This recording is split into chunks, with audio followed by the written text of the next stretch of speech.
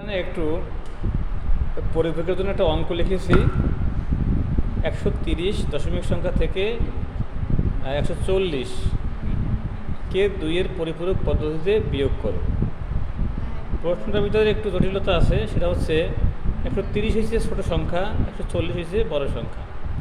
তো ছোটো সংখ্যা থেকে সাধারণত বড় সংখ্যা বিয়োগ করা যায় না। তারপরেও আমি এখানে ছোটো সংখ্যা থেকেই বড় সংখ্যা বিয়োগ করার জন্য প্রশ্নটা করেছি। তো এটা কেন করেছি সেটা আমি এই অঙ্কের শেষে গিয়ে বলবো। যাই হোক, এখন যদি আমি অঙ্ক শুরু করি তাহলে সবার আগে আমাকে কি সাইনে অঙ্ক করব সেই সাইনটা নির্ণয় করতে হবে।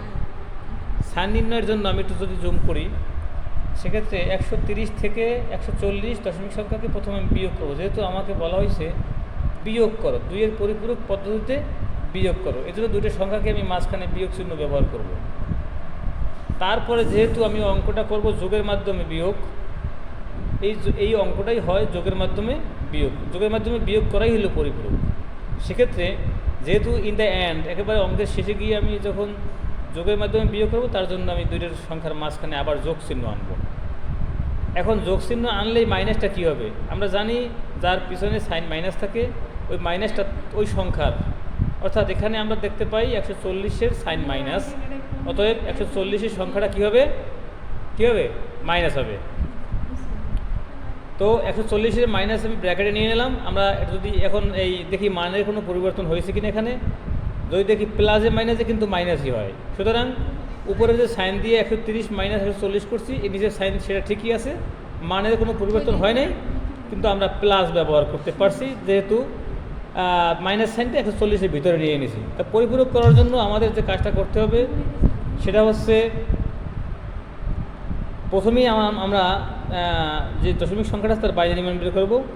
বাইনারি মান বের করার জন্য একটা সহজ পদ্ধতি আছে। দেখো এখানে লেখা হয়েছে 130-এর বাইনারি মান।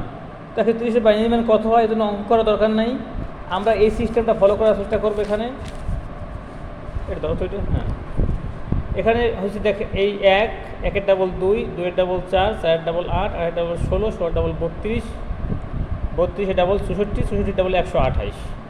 তো অঙ্কটা যেহেতু 130, তাহলে 128-এর সাথে আর 2 যোগ করলে, এই 2 যোগ করলেই কিন্তু 30 হয়।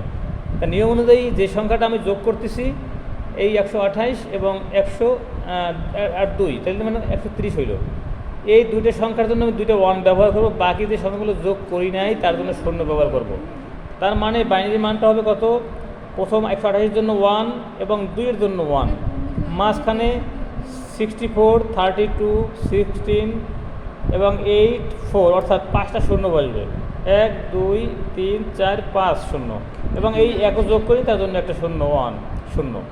তার মানে হচ্ছে আমরা খুব সহজেই কিন্তু বাইনারি মানটা বের করতে পারলাম। এটা একটা নিয়ম, যে সংখ্যা 1 থেকে ডাবল ডাবল করতে করতে যাব, যে সংখ্যা বাইনারি করবো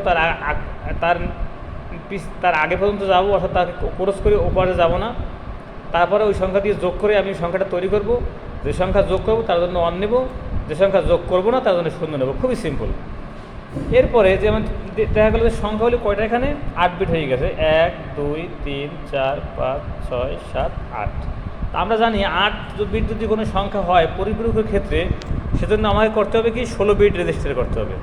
তা আমি এই জন্য 16 রেজিস্টার বিট সংখ্যা হবে।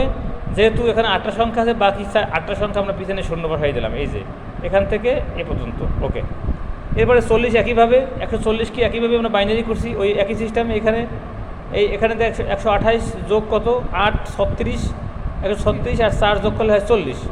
তার মানে যে কটা যোগ করবো তার জন্য 1 নেব, যা যোগ করবো তার জন্য 0 বসাইছি এখানে, তাই এখানে মানটা কিন্তু তাই 128, এবারে 8, এবারে 4, 2 1-এর জন্য 0, বাকিগুলো 0। এখন যেহেতু মাইনাস সাইন 140, তাহলে 140-এর আমরা কী করবো, পরিপূরক নির্ণয় করব। তা আমরা জানি একের পরিপূরক হচ্ছে কি বাইনারি মানের রেজিস্টার মান লিখলাম, এই রেজিস্টার মানের বিপরীত মানটা, অর্থাৎ রেজিস্টার যদি থাকে 0, একের পরিপূরক হবে 1, রেজিস্টার যদি থাকে 1, একের পরিপূরক হবে 0। এভাবে আমরা একের পরিপূরকটা করলাম। এখানে 0-এর জন্য 1 লিখছি, 0-এর জন্য 1, 1-এর জন্য 0, 1-এর জন্য 0, 0-এর জন্য 1, 0-এর জন্য 1, ধরো একটু এটা ধরো, 0-এর জন্য 1, 0-এর জন্য 1, 0-এর জন্য 1, 1-এর জন্য 0, এভাবে এই 8টা 0-এর জন্য এই 8টা 1 বসাইছি। এখন আমরা পাইলাম কি একের, এটা কিন্তু এই পাশে নোট দিয়ে দিয়েছি, এটা হচ্ছে একের পরিপূরক। এবং আমরা জানি একের পরিপূরকের সাথে এক যোগ করলে হয় 2-এর পরিপূরক, 2-এর পরিপূরক। ঠিক আছে, একের পরিপূরকের সাথে এক যোগ করলে কী হয়?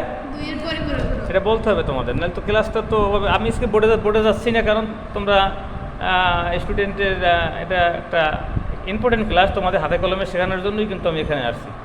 দেখো খেয়াল করো, এরপরে দেখো এই যে 100, এটা কিন্তু 140 মাইনাস মানটা, এই যে পরিপূরকের মানটা পেলাম, এটা কিন্তু পরিপূরক মান, দ্যাট মিনস এটা এইটা মাইনাস মান। এখন করবো কি আমরা? ওই যে কাঙ্ক্ষিত যোগের মাধ্যমে বিয়োগ। এটা কিন্তু একটা বিষয় যে যোগের মাধ্যমে বিয়োগ করা যায়, হ্যাঁ পরিপূরকের যোগের মাধ্যমে বিয়োগ করা যায় এবং রেজাল্ট কিন্তু একই রকম আসে। তো সেক্ষেত্রে আমরা দেখি 130 এই যে আছে এখানে 130 দশমিক সংখ্যা মাইনাস 140, কারণ আমরা জানি এই যে মাইনাস, এটা 140 কী ছিল? মাইনাস ছিল। তো দেখা গেল কি এখানে 130 140 থেকে বাদ যাওয়ার পরেও 10 কিন্তু থাকে মাইনাস, তার মানে 10 মাইনাস রয়ে গেল। এই পাশে আমরা কী করলাম? যোগ করলাম। এই দুটি সংখ্যা যোগ করলে এই সংখ্যাটা দাঁড়ায়। আমরা যোগ কীভাবে করতে হয় সেটা আগেই দেখাইছি। এই 0 0 যোগ করলে 0, 1 0-তে 1, 0 1-এ 1, 0 0-তে 0, 1 0-তে 1, 1 0-তে 1, এভাবে সবই অন হয়ে গেল। এখন বাতাস, ফ্যানের বাতাসে একটু পৃষ্ঠটা এলোমেলো হয়ে গেছে। এখন দেখা গেল আমরা যেটা জানি, যদি চিহ্ন বিট অন হয় তাহলে ফলাফল কিন্তু ঋণাত্মক। তা ফলাফল ঋণাত্মক হইলে এখানে কিন্তু ফলাফল বোঝা যাচ্ছে না, অর্থাৎ -10, অর্থাৎ 10-এর জন্য বাইনারি মান হওয়া উচিত ছিল 1 0 1 0, কিন্তু এখানে বাইনারি কিন্তু অনেকগুলো 1, এটা একটা ঋণাত্মক ফলাফলের কারণে। ঋণাত্মক ফলাফল বলবো কীভাবে? যদি চিহ্ন বিট, অর্থাৎ এই বিটটা অন থাকে, চিহ্ন বিট, এখানে কোনো ক্যারি বিট হয় নাই, 16 ডিজিটের যোগে 16 ডিজিটই হয়েছে, 16 বিটের যোগে 16 বিটই হয়েছে, তার মানে ক্যারি বিট হয় নাই।